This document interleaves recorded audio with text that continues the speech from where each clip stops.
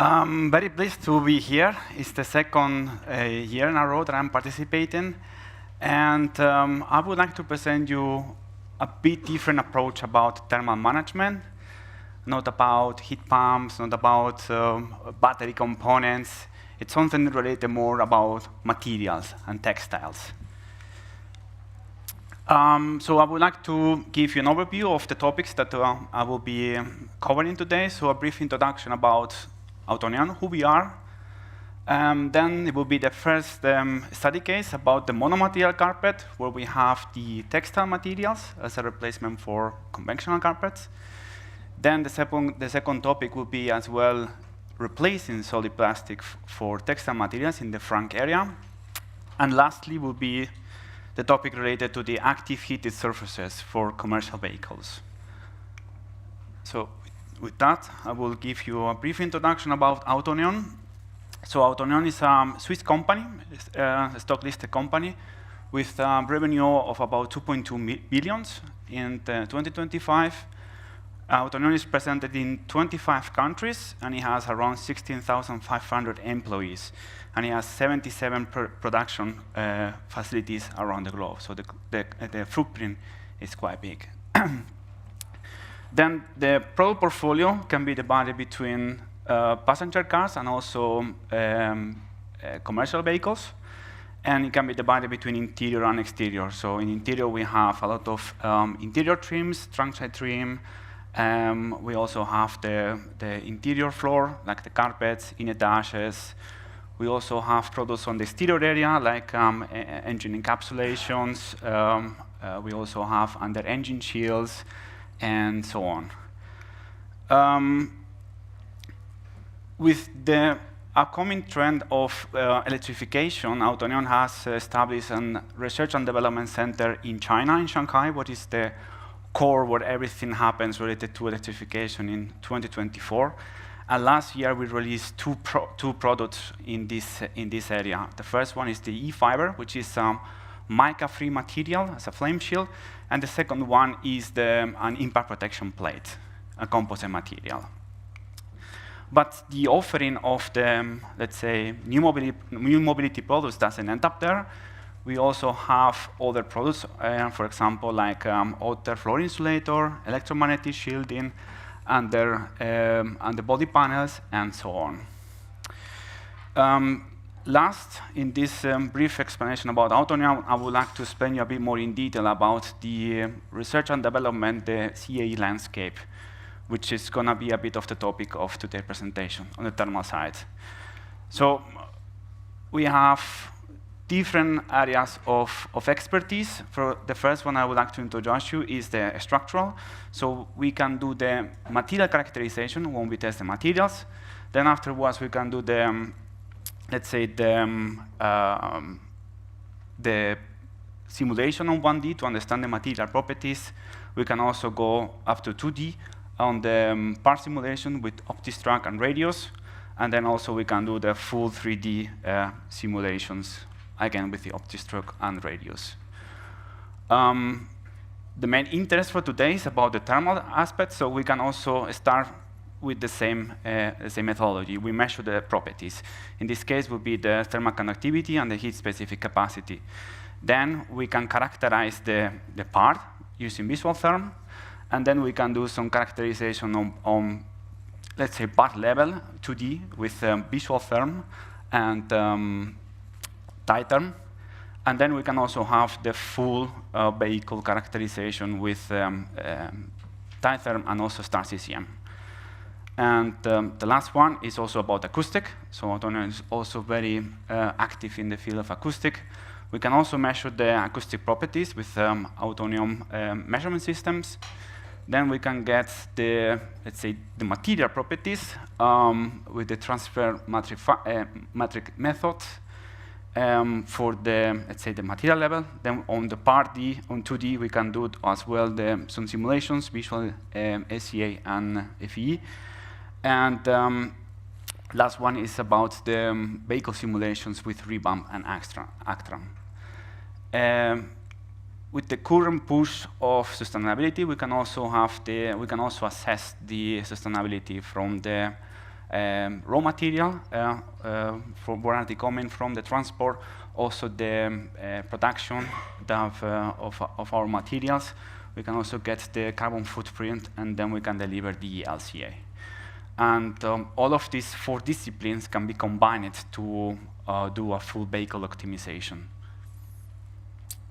So this was a bit about Autoneum, and now we'll go into the first study case about the monomaterial carpet. Before going into, I would like to just briefly explain you what are the, let's say, current battery trends.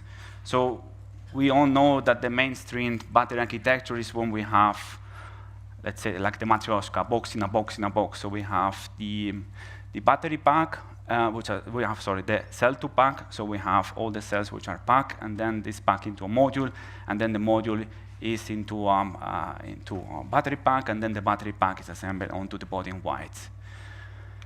So when we look about the future battery architectures, we can see some changes. So for example, the cells are put in directly into the battery pack.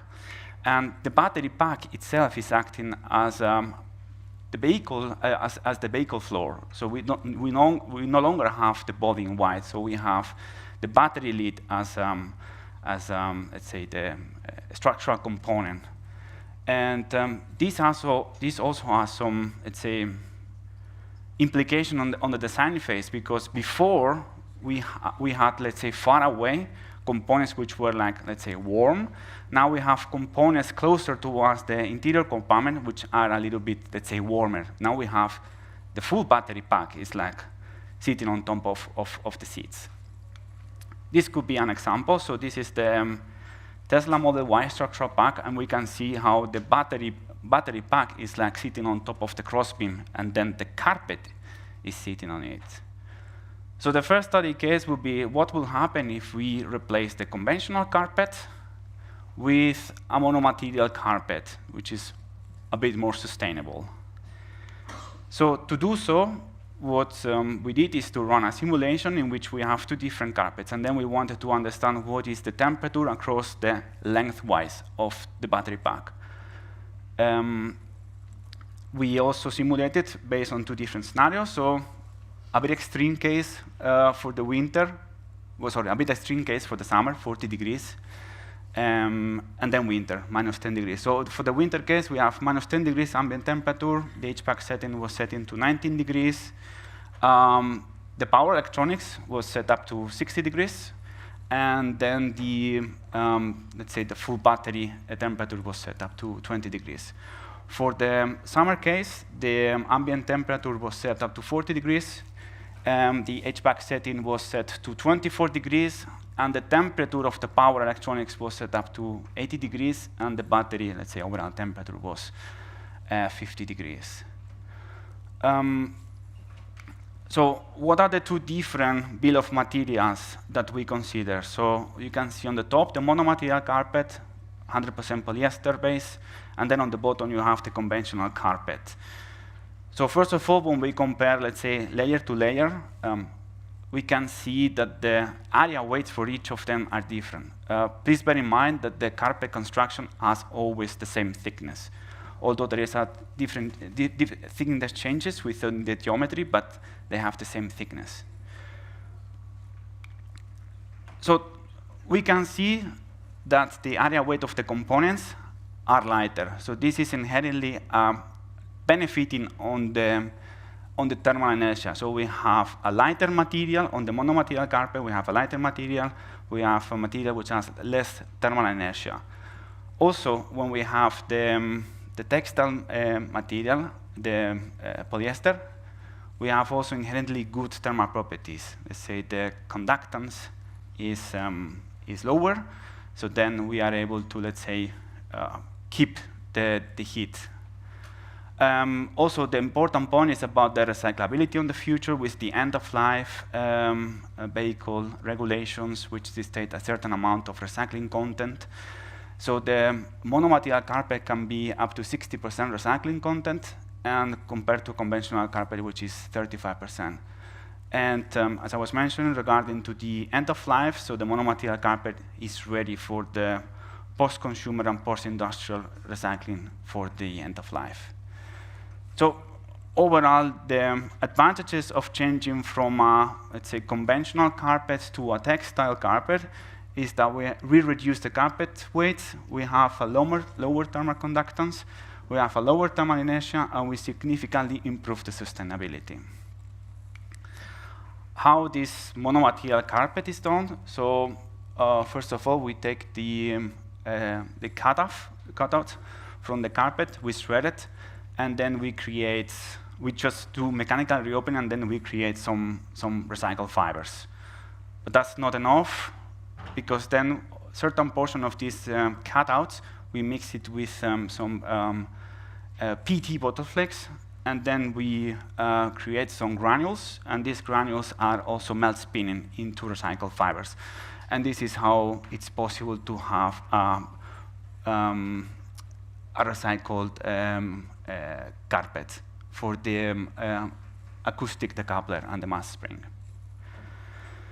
So now when we go into the simulation, so first one is the winter case. So we can see on the right-hand side, on the first minute, we can see that there is significantly improvement in terms of temperature.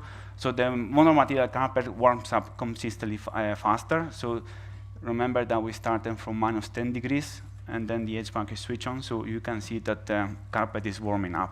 So this is energy that the HVAC doesn't need to have. So this energy can for sure increase the range in a certain way. We can also see the little bumps. These bumps are just basically the cross beams, because we have less thickness, so we have less insulation material. So this is just also another important point to mention that on the design phase. And we can see the high temperature of the power electronics. After 1 hour, we see that the temperature of the carpet is almost the same. There's no difference. We can see that the effect is after the first minute. When we also look about the summer case, we have the same, more or less, effect, but in this case, the effect is like more. We can see it's more perceptible in the first, let's say, in the first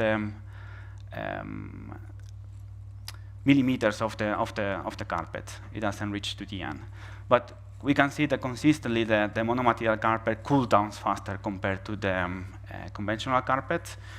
Again, we can see the effect of the crosspins, and at the end, after 1 hour of cooling down, the temperatures of both carpets are the same. So here, the bottom line is that replacing the conventional carpet with a textile material can help you in reducing the energy. Then we would do the same approach. We want to replace solid plastic by textiles, but this in this case is for the frank area. So the frank area is just the space that was taken by the engine block, and nowadays is taken by the frank. Usually the frank is used for storage compartment, and conventionally, let's say, most of the franks are made of solid plastic, mostly PP. So solution would be to replace the solid plastic with Autoneum ultra-silent, which is in our portfolio. This technology contains up to 70% recycled fibers and is made of 100% polyester. And it has outstanding mechanical resistance. Again, we wanted to do a simulation case. So in this case, we take 2 franks, one made of polypropylene and the other one made of polyester with textile fibers. And we put a laptop. And then we want to understand what is the difference in terms of the temperature surface of the laptop when we have a frank made of solid plastic and a frank made of textile. And then we have 2 different scenarios. So winter case and the summer case. So the winter case is when we have the ambient temperature at -10 degrees, and the summer case is when we have the outside temperature at 35 degrees. The vehicle is preconditioned in both cases at 25 degrees, and then afterwards is driving onto the highway. Again, when we compare the properties of the two different, let's say, bill of materials, the solid plastic made of PP and the ultrasilane made of polyester, we see again that the textile material also has really good thermal properties. You see that the conductance is massively reduced, as well as the thermal inertia as well.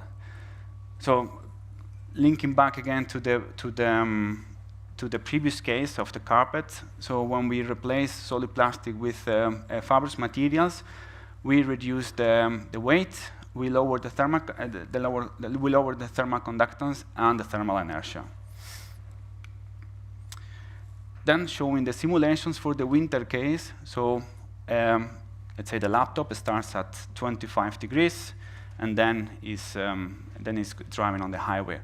We can see that the textile frunk offers up to 60% slower cool down of an object which is placed inside the frunk. This is thanks to the inherent properties of the textile materials. But the same behavior we can also observe for the summer case. So in this case, the textile solution offers up to 73% slower heat up of an object placed inside of the frunk. So this is again the benefit of having a textile material versus a solid plastic.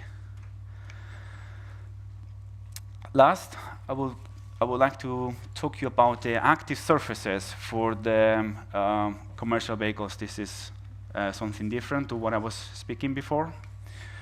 But first of all, what is the motivation of having these active surfaces, especially for commercial trucks?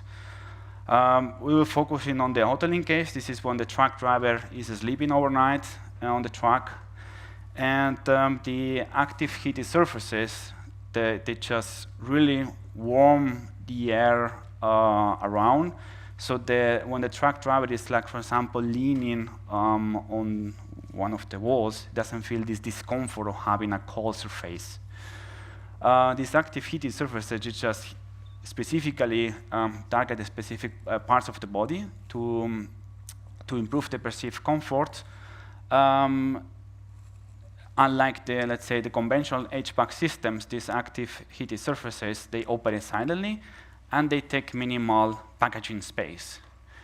And they could also enable the replacement of auxiliary fossil fuels, which are used for the HVAC.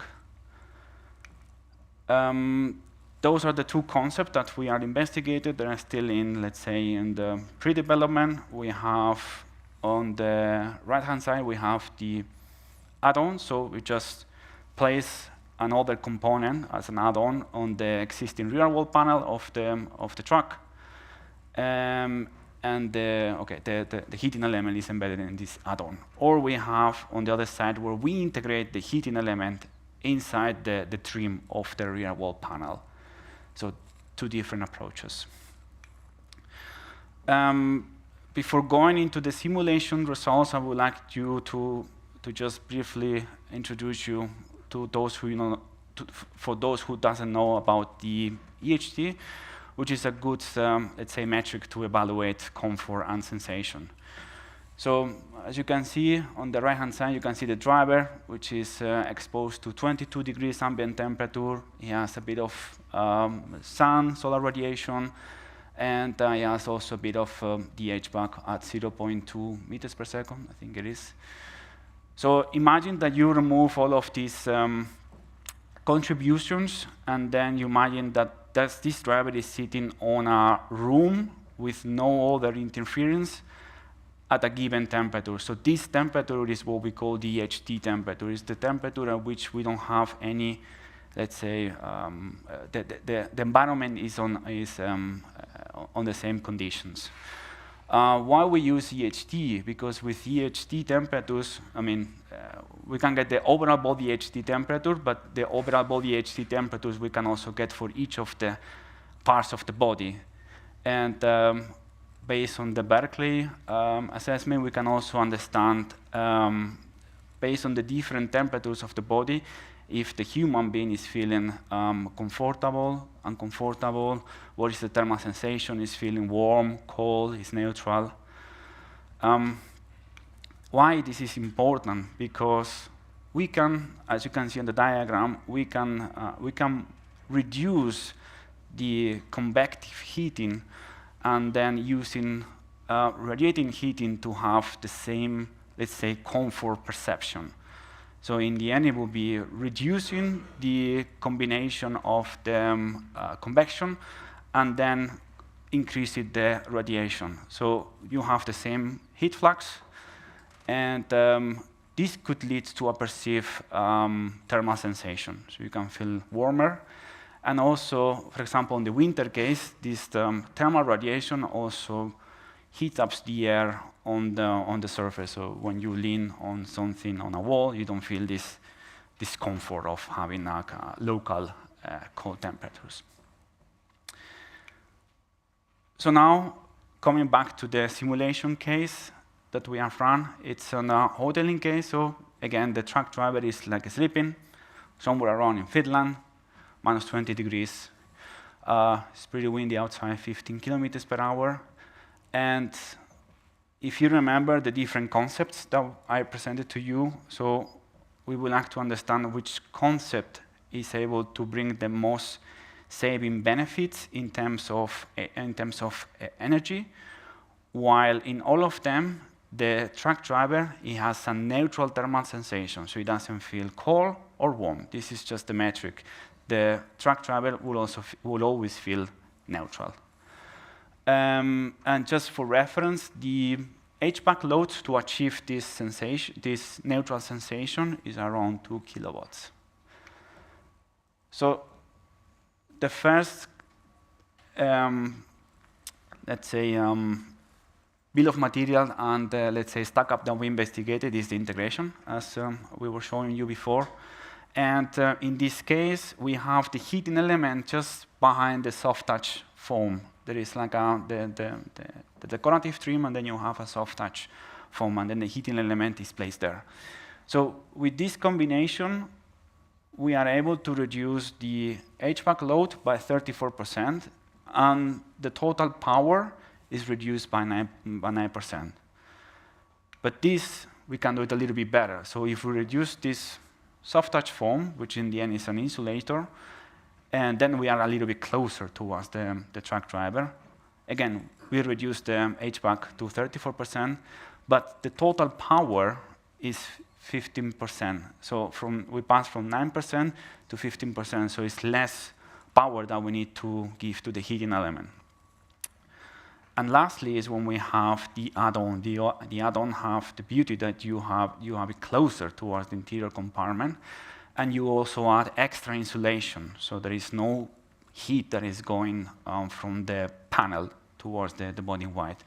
So in this case, we have 34% less HVAC power, and in total we have 19% less overall power.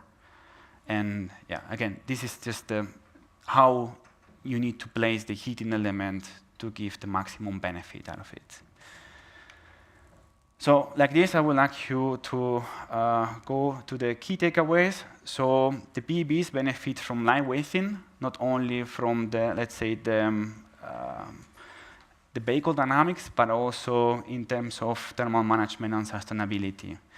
As we have seen in the case of the frunk and the carpet, the textile materials outperforms conventional ones because they are lighter, they are more sustainable, and they have thermally superior properties, and they are fully recyclable.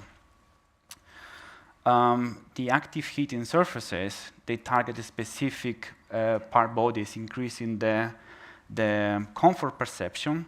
They operate silently, and they take a minimal packaging space. And the last one is that Autoneum has say the technology and global footprint to help customers to address these thermal comfort issues. And with this one, I would like to thank you, all of you, for the attention, and I'm open for questions.